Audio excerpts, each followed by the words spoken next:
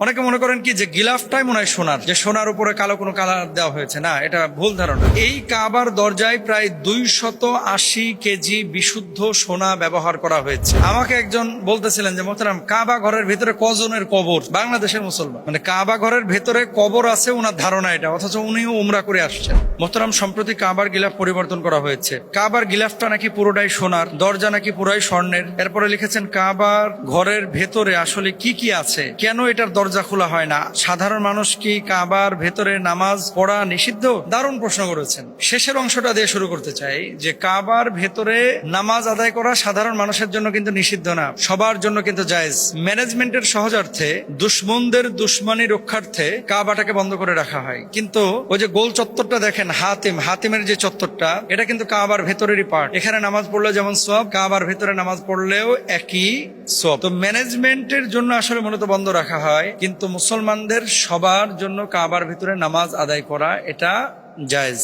এবার আসেন গিলাফ। আধুনিক কিসওয়া তৈরিতে সাধারণত 120 কেজি থেকে 130 কেজি স্বর্ণ প্রলেপ যুক্ত রূপার সুতা এবং প্রায় 100 কেজি রূপা ব্যবহার করা হয় বলে সৌদি কর্তৃপক্ষের প্রকাশিত তথ্যে উল্লেখ করা হয়েছে। এটি বিশুদ্ধ সোনার 120 কেজি ব্লক নয়, বরং সোনা দিয়ে আবৃত বিশেষ সুতা। আপনারা মনে করেন না যে পুরোটাই সোনার। যেই সুতাগুলো ব্যবহার করা হয়, এই সুতাগুলোর মধ্যে স্বর্ণটাকে প্রথমে গলানো হয়, গলানোর পরে সুতার উপরে স্বর্ণের প্রলেপ দেওয়া হয়। পুরোটাকে সোনা মনে করবেন না। তাহলে অনেকে মনে করেন কি যে গিলাফটাই মনে হয় সোনার, ওই যে কালো গিলাফটা, যে সোনার উপরে কালো কোনো কালার দেওয়া হয়েছে। না, এটা ভুল ধারণা। এরপরে কাবার যে দরজা, বর্তমান কাবার দরজাটি কাবার অন্যতম মূল্যবান অংশ। দরজাটি 1979 সালে নির্মিত। এই কাবার দরজায় প্রায় 280 কেজি বিশুদ্ধ সোনা ব্যবহার করা হয়েছে। 280 কেজি। এখানে আবার কিন্তু কোনো রং টং মেশানো নাই। মজার বিষয় হচ্ছে কাবার গিলাফের যে ক্যালিগ্রাফি গুলা, এটা যিনি নিয়ন্ত্রণ করেন বা নেতৃত্ব দেন, তিনি বাংলাদেশের চিটাগাংয়ের একজন মানুষ, এবং তাকে সৌদি আরবে নাগরিকত্ব দেওয়া হয়েছে। এটা আমাদের জন্য একটা গর্বের বিষয়। এখন প্রশ্নের আরেকটা পয়েন্ট ছিল কি যে মোহতারাম, এই কাবা ঘরের ভেতরে আছে কি? মূলত দরজা লাগানো থাকে,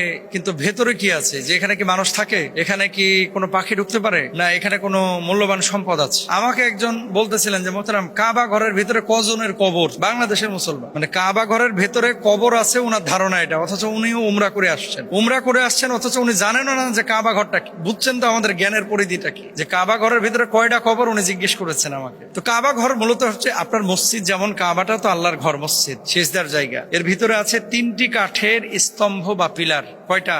3টা, যেটা ছাদকে আঁকড়ে ধরে আছে। এগুলো শক্ত কাঠের তৈরি। 2 নম্বর, সুগন্ধি ও আতর রাখার স্থান। অভ্যন্তরে নিয়মিত সুগন্ধি ব্যবহার করা হয় কাবা ঘরের ভেতরে। আপনি আমি ঢুকতে পারি না, কিন্তু সৌদি সরকারের প্রতিনিধি দায়িত্বশীলরা নিয়মিত ঢুকেন। 3 নম্বর, ঝাড়বাতি এবং লণ্ঠন। অতীতে বহু ঝাড়বাতি ঝুলানো ছিল, বর্তমানে আধুনিক আলোকসজ্জাও রয়েছে কাবা ঘরের ভেতরে। 4 নম্বর, মার্বেল পাথরের মেঝে, সাদা মার্বেল দ্বারা আবৃত। 5 নম্বর, অভ্যন্তরীণ দেয়াল। নিচের অংশ মার্বেল দ্বারা আবৃত, উপরের অংশে সবুজ রেশমি কাপড় এবং কোরআনের আয়াতের অলংকার রয়েছে। 6 নম্বর, ছাদে ওঠার সিঁড়ি। ভেতরে একটি সিঁড়ি আছে যা ছাদে যাওয়ার জন্য ব্যবহৃত হয়। 7 নম্বর, কোনো আসবাবপত্র বা স্থায়ী কবর সেখানে নাই। অনেকের ধারণার বিপরীতে ভেতরে কোনো কবর বা বিশেষ সিন্দুক নেই। কেন প্রতি বছর গিলাফ পরিবর্তন করা হয়? সম্মান এবং সৌন্দর্য রক্ষার জন্য। কাবার ঘর পৃথিবীর সেরা ঘরের জন্য। আবহাওয়ার প্রভাবে কাবা গিলাফের অনেক সময় রং পরিবর্তন হয় জন্য। তারপরে ঐতিহাসিক একটা প্রথা, রাষ্ট্রনায়করা এবং দায়িত্বশীলরা আল্লাহর ঘরকে সম্মান করে এই কাজের আঞ্জাম দেন। এখানে জেনারেল কোনো ডোনেশন নেওয়া হয় না, সরকারি দায়িত্ব নেন। এই জন্য গিলাফটা পরিবর্তন করা হয়। সুতরাং কাবা সম্পর্কে আমাদের ভুল ধারণাগুলো